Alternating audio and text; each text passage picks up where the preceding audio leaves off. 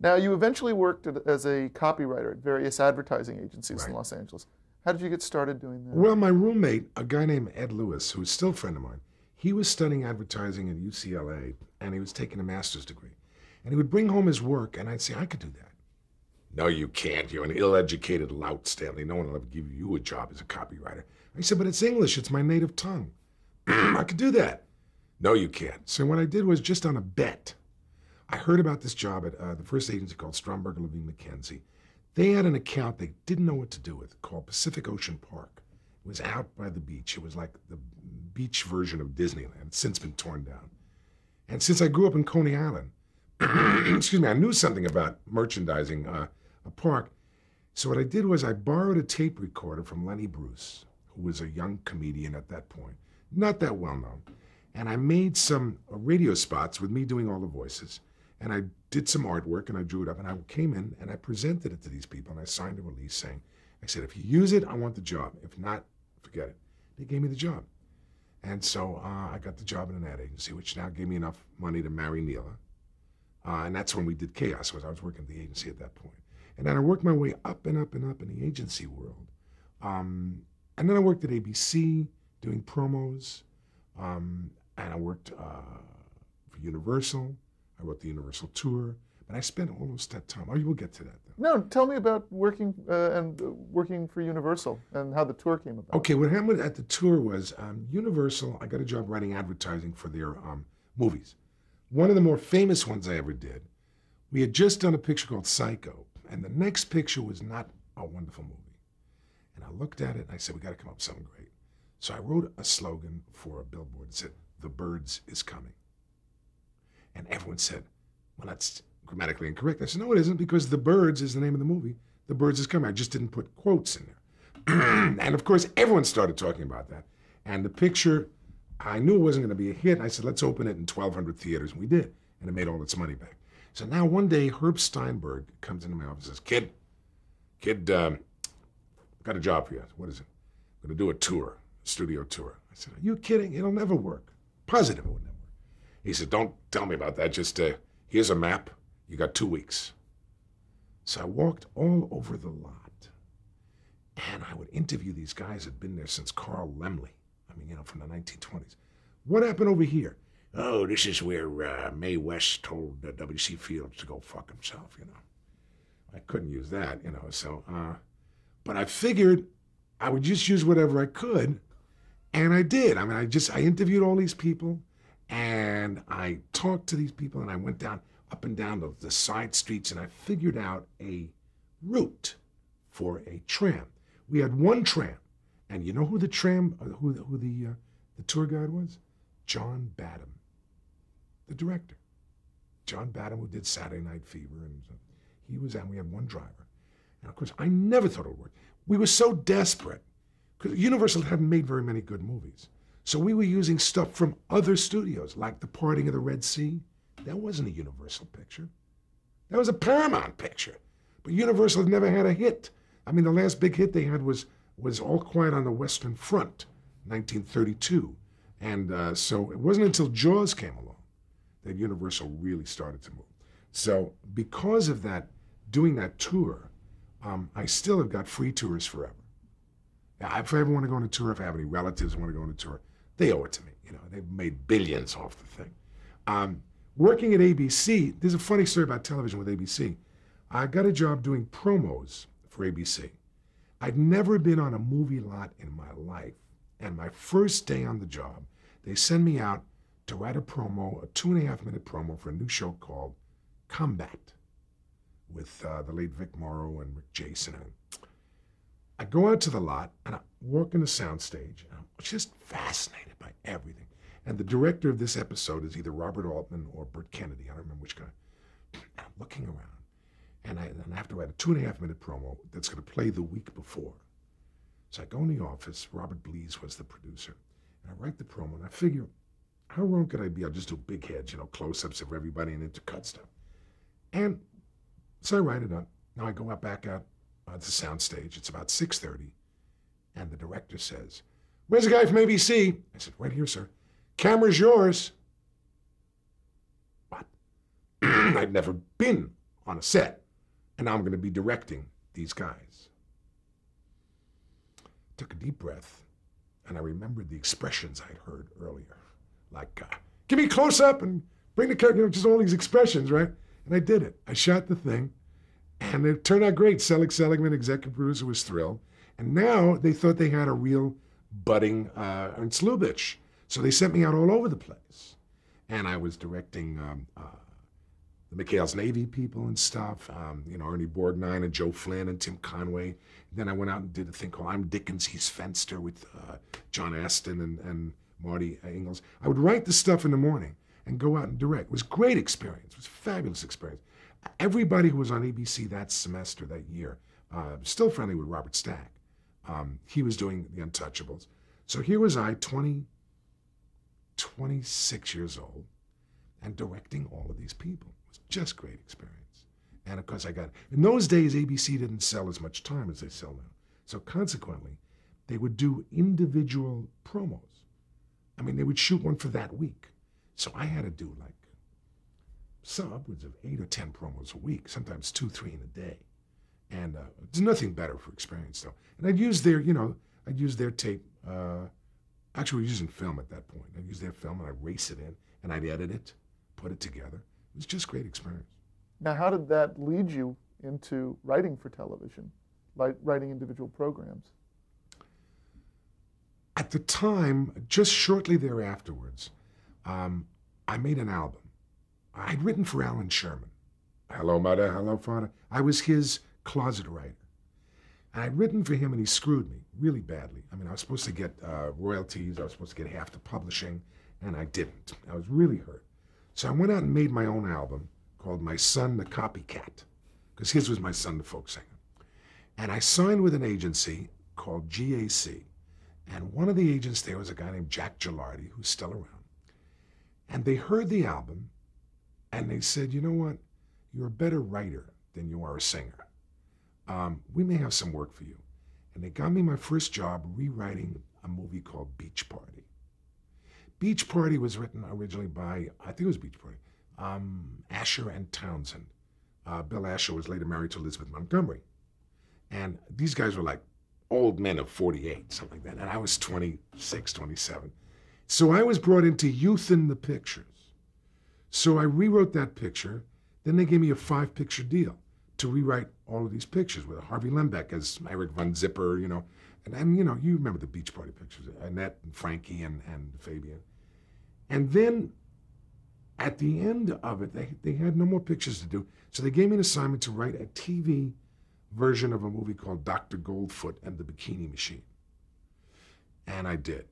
And that was my first major television credit. And I kept my day job, though. I kept my day job. Writing promos for ABC? No, by this time I was back in the agency business. By this time I was creative director of an ad agency called Becker Advertising. And we had 2 kids at that point. I couldn't quit a job. I'm making like $48,000 a year. It was big money, back then. And I was going to be turning 30. And I said, I can't do this anymore. Just before that, Jimmy Comack, may rest in peace, he just passed away. Jimmy Comack was doing a show for the Academy, for the TV Academy, honoring Ed Wynn. And I was asked to write sketches and songs for the show.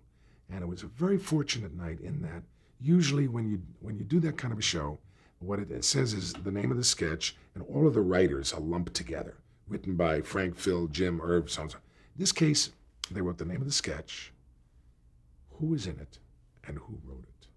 And of the 12 sketches, I'd written 5 sketches and songs, and they were all a smash. All a smash. It was a great night. And I remember meeting Ed Wynn later that night. He was such a sweetheart.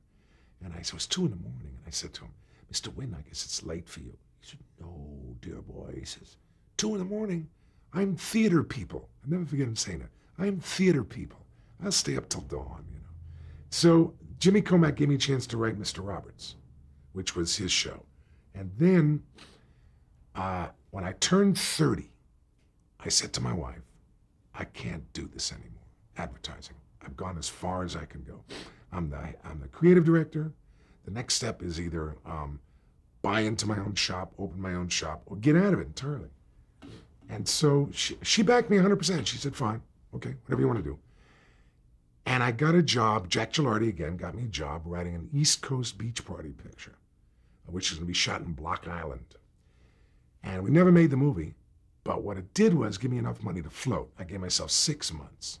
Then the girl who sang on Alan Sherman's album, Sarah Jackman, Christine Nelson, whose husband was Roscoe on 77 Sunset Strip, the Roscoe bookie.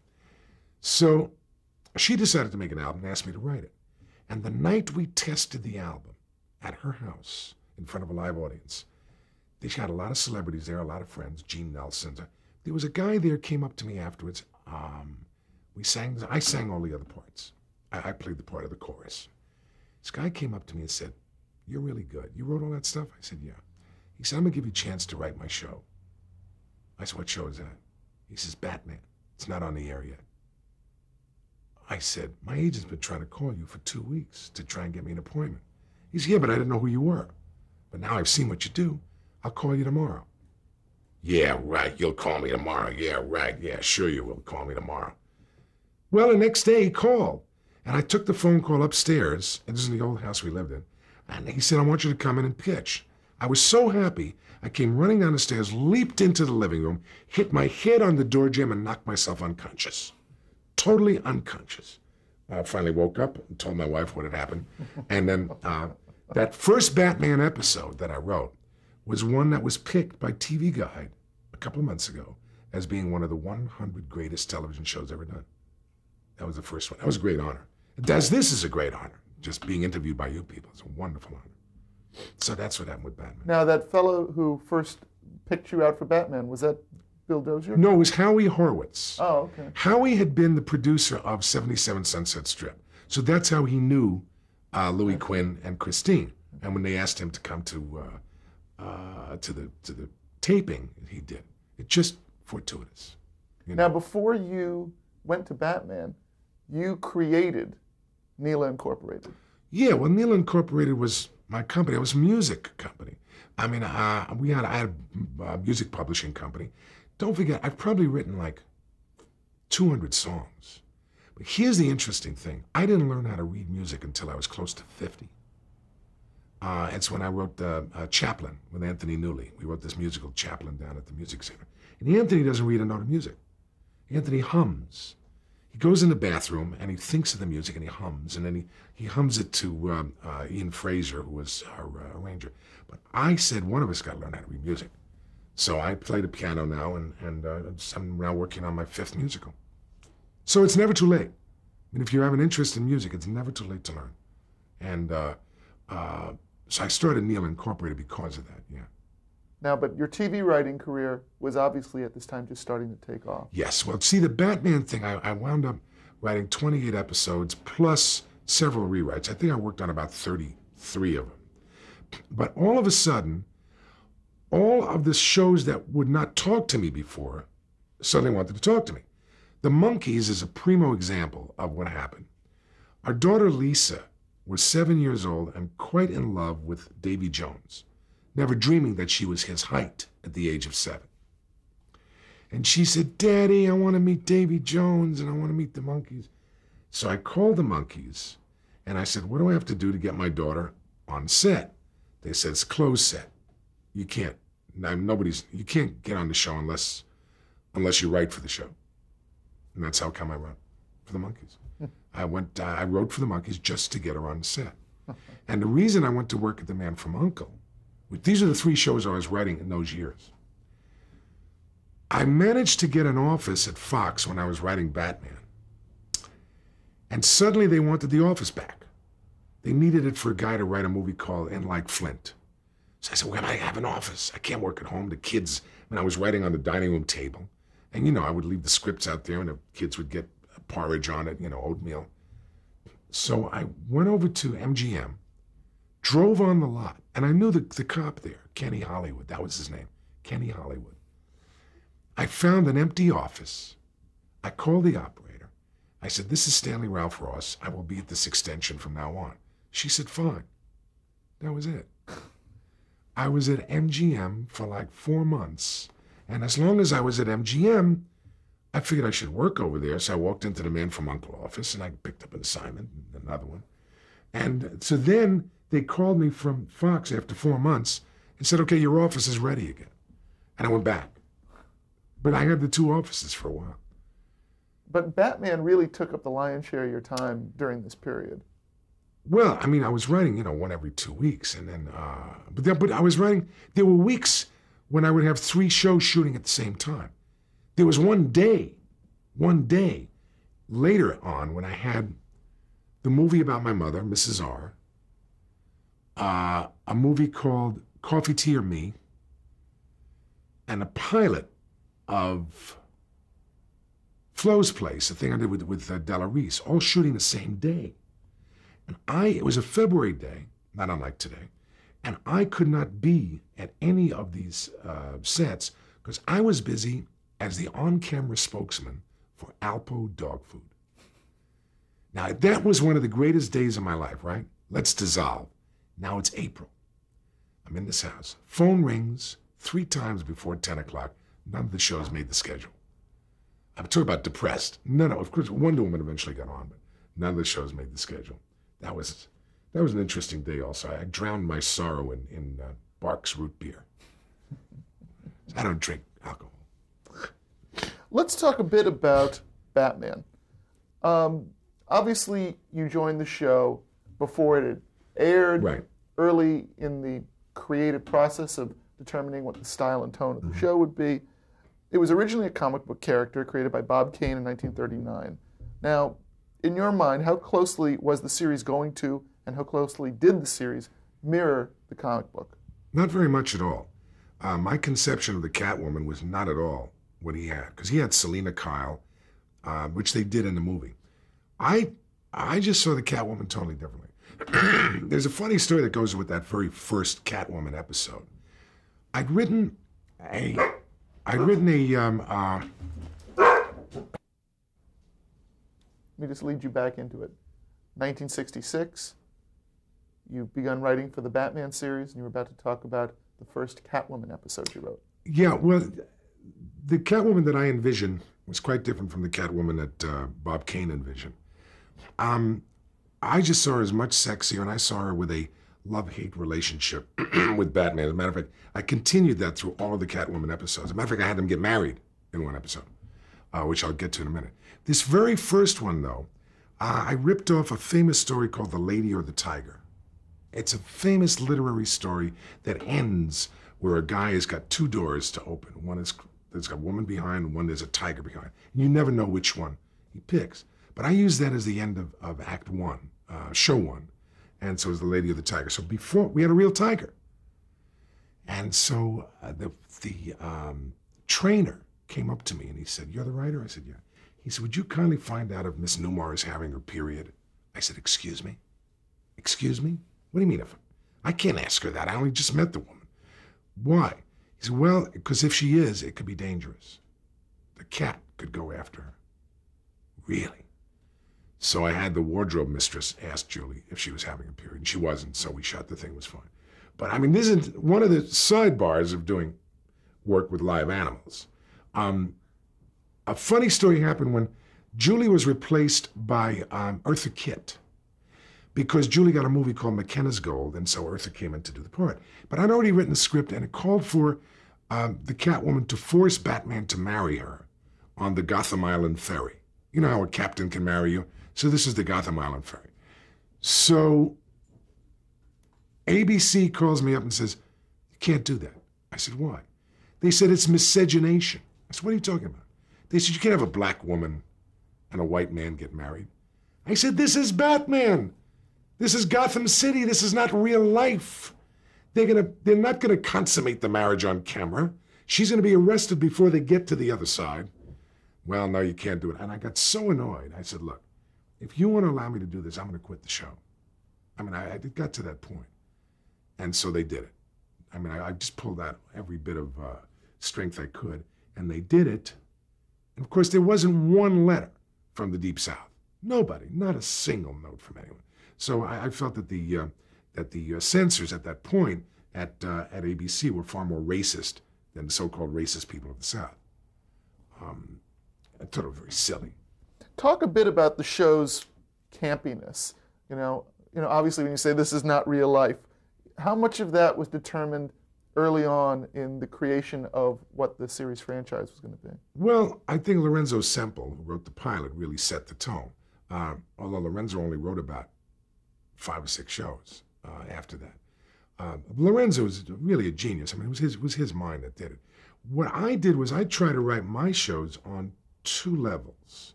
I tried to write it filled with action and excitement so the kids would like it. Then I also wrote very hip stuff for adults.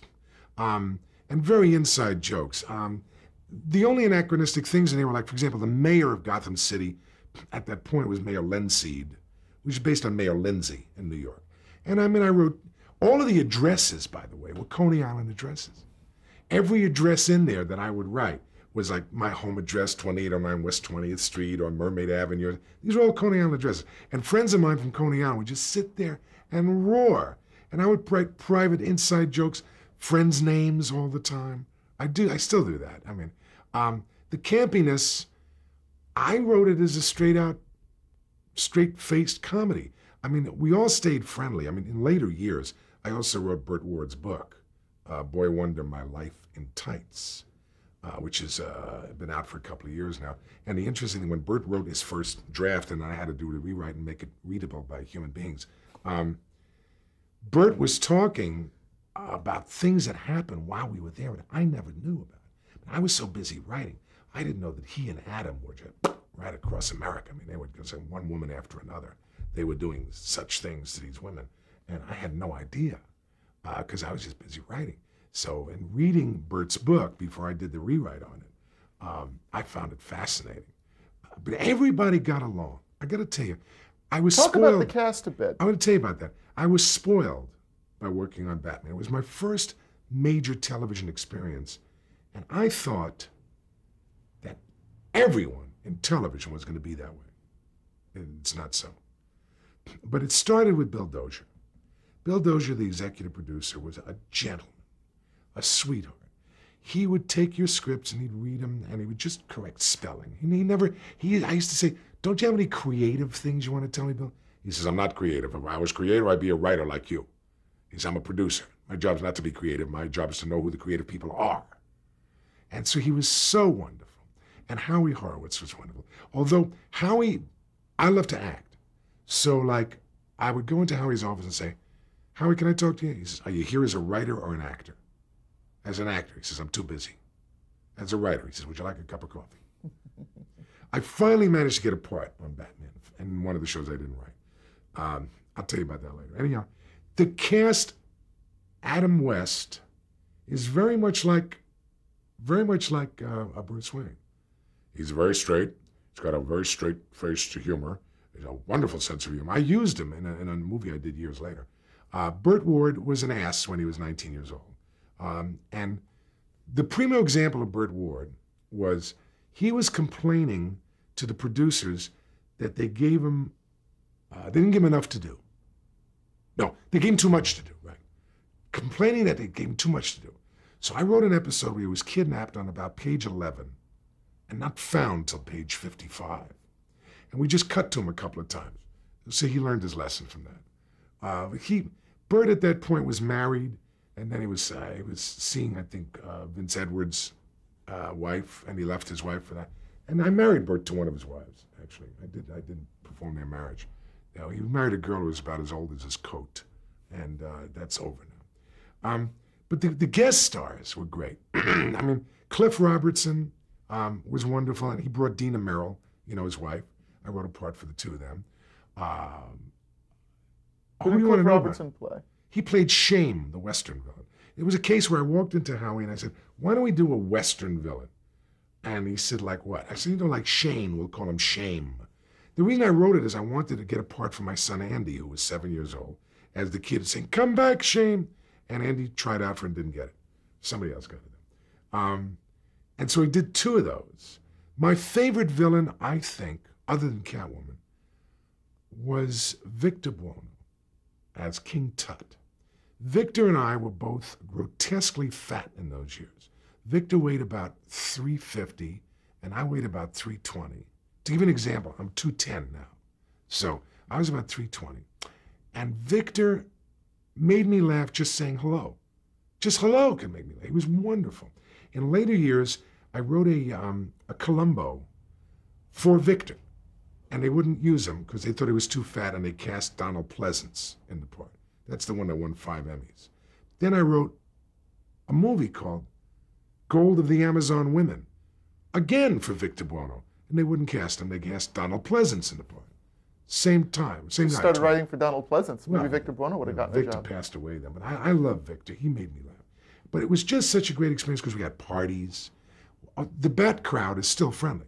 I mean, Yvonne Craig, Batgirl, called me 2 days ago just to see how I was. I went up to Bill D'Angelo, who was a social producer, and we all stay in touch because it was just such a wonderful experience. Talk about some of the rest of the cast. You mentioned Yvonne Craig. Well, Alan Napier, who played Alfred the Butler, he was very much Alfred the Butler. He was a very elegant man. I mean, he appeared in a lot of movies in England. He was just very sweet and very conservative. He was exactly the way he seemed. Neil Hamilton, who played Commissioner Gordon and Barbara Gordon's father, he had been a movie star. I don't know if you know that. In silent movies and early soundies. Neil Hamilton had been a jut-jawed, very handsome. The equivalent would be today, I don't know, I guess Bruce Willis kind of guy.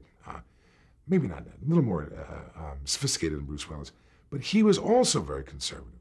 And Stafford Repp, who played Commissioner, Police Chief O'Hara, he was just a good time Charlie. I think he drank a little bit, and I'm pretty sure he did. Maybe I'm wrong, I don't know, but I thought I smelled some liquor on his breath. But he always had a good time. But everybody we looked forward to going to work. I mean, the crew. My nickname on the show was Ballpoint, and I'll tell you why. There was this one episode, which I didn't write, I think Stan Sherman wrote it, a Penguin episode. And I wanted a part. So Howie Horowitz said to me, okay, Stanley, you can have this part, the world's greatest forger. But there's no lines. If you're funny, you'll get laughs without lines. So I was known as Ballpoint Baxter, the world's greatest forger, and they gave me thick glasses. And I walk into things and bang into things like a guy who couldn't see. And so from that moment on, my nickname became Ballpoint. I mean, everybody called me Ballpoint. You asked about nicknames. That was one that stuck over there. Who else you want to know about? Well, let's cut and change tape, shall we? You want to call the office, right?